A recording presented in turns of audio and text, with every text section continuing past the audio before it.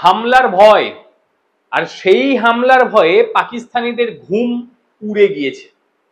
তার হাতে নাতে প্রমাণও পেলাম অবশ্য।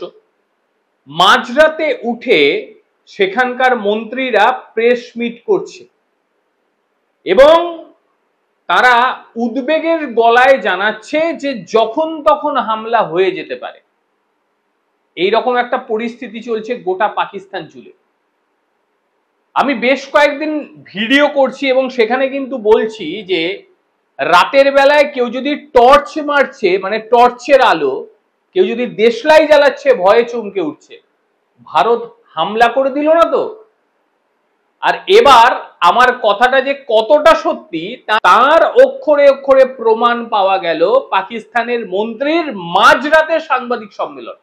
একেবারে মধ্যরাত তড়িঘড়ি সেখানে সাংবাদিক সম্মেলনে বসে গেলেন সেখানকার তথ্যমন্ত্রী আট্টাতুল্লাহ তারারে, এবং তার গলা ক্ষীণ, সুর নমনীয়, এবং তিনি বললেন, মানে ঘোষণা করলেন, আগামী 24 থেকে 36 ঘন্টার মধ্যে হামলা চালানোর পরিকল্পনা করে ফেলেছে ভারত।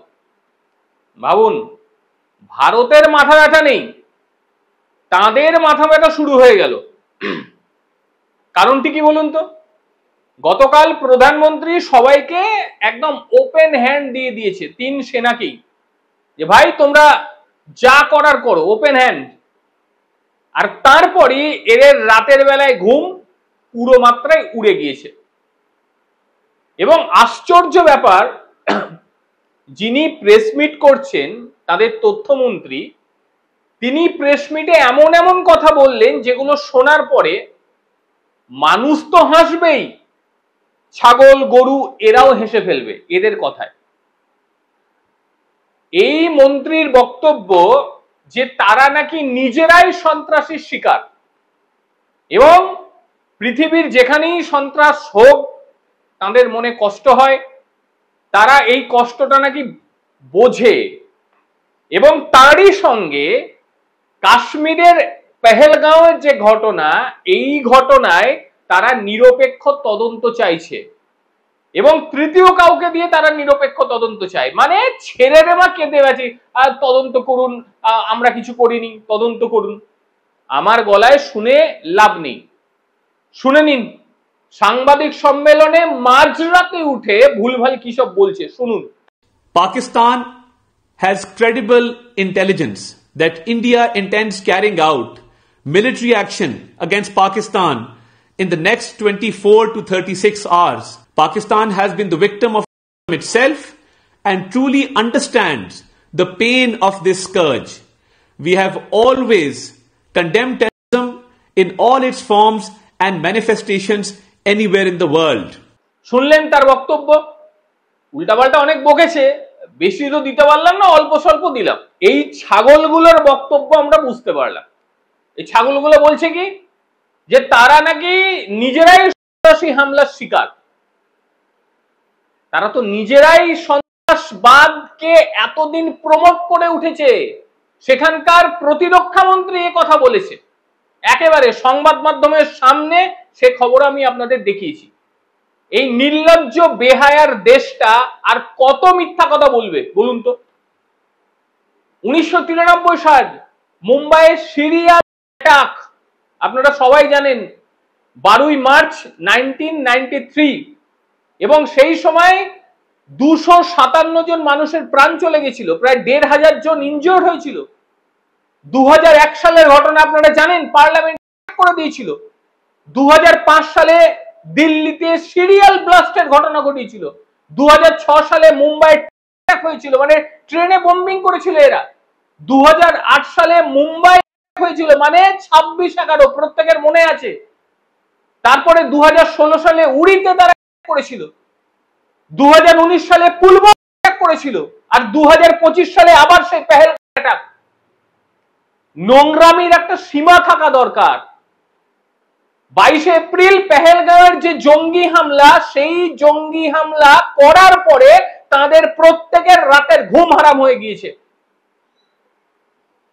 ঘুম রাত্রে ভাঙলে পরে মানে তাদের ঘুম যদি রাত্রে ভাঙছে, ভীত সন্ত্রস্ত হয়ে যাচ্ছে, কি হয় কি হয়। আজ পর্যন্ত আমি কোনোদিন শুনিনি যে গভীর রাতে উঠে সাংবাদিক সম্মেলন করতে হবে। কই ভারতের কাউকে তো এরকম দেখছি না। তোদের এত মাথা ব্যথা কেন বাবা? তার মানে তোরা বুঝেছিস যে তোরা অপরাধী। আর কত ভারত সহ্য করবে? কত? একের পর এক হামলা, একের পর। তাও তো বহু হামলার ঘটনা বললাম না, লিস্টেড, কিন্তু এত তো জানানো যায় না। লিস্ট মানে পুরো 2 ঘন্টা 2.5 ঘন্টার ভিডিও হবে যদি পরপর লিস্ট পড়ি। বড় বড় হামলাগুলোর কথাই বললাম। এখন চোখে ঘুম নেই, এখন বলছে আমরাও সন্ত্রাসবাদের হামলার শিকার, আমাদেরও কষ্ট হয়। ছাগলদের কষ্ট হয় নাকি? ছাগলদের কষ্ট হয়? ওরা তো ছাগল, মাথার মস্তিষ্ক তো এইটুকু। তবে মোদ্দা কথা, এই মালটা যেমন বলল যে খুব তাড়াতাড়ি অ্যাটাক হয়ে যাবে, 36 ঘন্টা এসব কিসব বলছিল না, শুনলেন না যে 24 থেকে 36 ঘন্টার মধ্যে অ্যাটাক। এবার কিন্তু একটা সম্ভাবনা দেখতে পাওয়া যাচ্ছে। যখন ভিডিওটা দেখছেন ততক্ষণে হয়তো সুখবর পেয়েও যেতে পারে, বলা যায় না। যে কোনো মুহূর্তে যখন তখন প্রত্যেকে রেডি। আর সবচেয়ে পাকিস্তানের জন্য চিন্তার বিষয় যেটা, যে কোথা থেকে ঢুকবে আর কোথায় বেরোবে বোঝা বড় দায়। কোথায় অ্যাটাক হবে ভেবে উঠতে পারছে না তো। করাচি বন্দরে হামলা হয়ে যাবে না তো? লাহোরে হামলা হয়ে যাবে না তো? না পিওকেতে ঢুকে তাদেরকে পেটাবে? কি করবে? একেবারে দিশেহারা। ওখানকার মন্ত্রীদের কথা শুনবেন, একের সঙ্গে আর একের কোনো মিল নেই।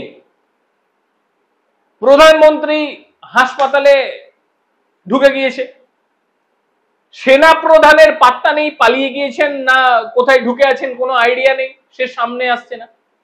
যত বকর বকর করছে নিচু তলার মানুষগুলি, তাদেরও ভয় ভীতি। দেখলেন তো তথ্য প্রযুক্তির মন্ত্রীর বলার ধরনটা দেখলেন, তার চোখে মুখে আতঙ্কটা দেখলেন। ভাই গভীর রাতে কে সাংবাদিক সম্মেলন করে? আমার প্রশ্ন সেটাই। তো তোদের হাল এতটাই খারাপ হয়ে গেল? তবে বদলা চাই, বদলা ছাড়া আমাদের মন কিন্তু ঠান্ডা হবে না। এতগুলো মানুষের প্রাণ শেষ হয়েছে, এত তাড়াতাড়ি মন তো ঠান্ডা হওয়ার নয়। তোরা যত জ্বলবি আমাদের মনে ততটাই আনন্দ হবে। এতগুলো মানুষকে মেরেছো বাবা, প্রথমে জল না দিয়ে শুকিয়ে, তারপর জলে ডুবিয়ে। মানে খেয়াল করবেন, ওই যখন পাঁঠাদের বলি দেওয়া হয় না, কি করা হয় বলুন তো? ভালো করে জলে স্নান টান করিয়ে, তারপর এদেরও তাই করা হলো। কিন্তু প্রথমে জলটা ছেড়ে দেওয়া হলো, স্নান করিয়ে দেওয়া হলো, তারপর এখানে জয়মা বলে চালাতে হবে। এটাই হবে, খুব শীঘ্রই হবে। মানে হাতে গুনতে তারা শুরু করে দিয়েছে। মানে কর গোনা শুরু করা মানে প্রতীক্ষার প্রহর গোনা, কবে সর্বনাশ হচ্ছে এই দেশটা। সেই দেশটার ভেতরে ভাগ তো হবেই, 3-4 টুকরো তো হবেই, কোনো কিছু করার নেই। এইবার যারা টুকরো করবে তারা প্রতীক্ষা করছে ভারত কতক্ষণে আসবে। বস ঢুকুক, তাহলেই যেটুকু বেঁচে রয়েছে সেটুকু নিশ্চিহ্ন হয়ে যাবে। ছোট্ট ভিডিও দেখার জন্য অনেক ধন্যবাদ। আর কি বলবেন মাঝরাতে ঘুম থেকে উঠে সাংবাদিক সম্মেলন নিয়ে? অবশ্যই আপনাদের মতামত আপনারা জানাবেন। প্রত্যেকে ভালো থাকবেন, সুস্থ থাকবেন। আবার দেখা হবে অন্য কোনো দিন অন্য কোনো ভিডিওতে। ততক্ষণের জন্য নমস্কার, ভালো থাকবেন।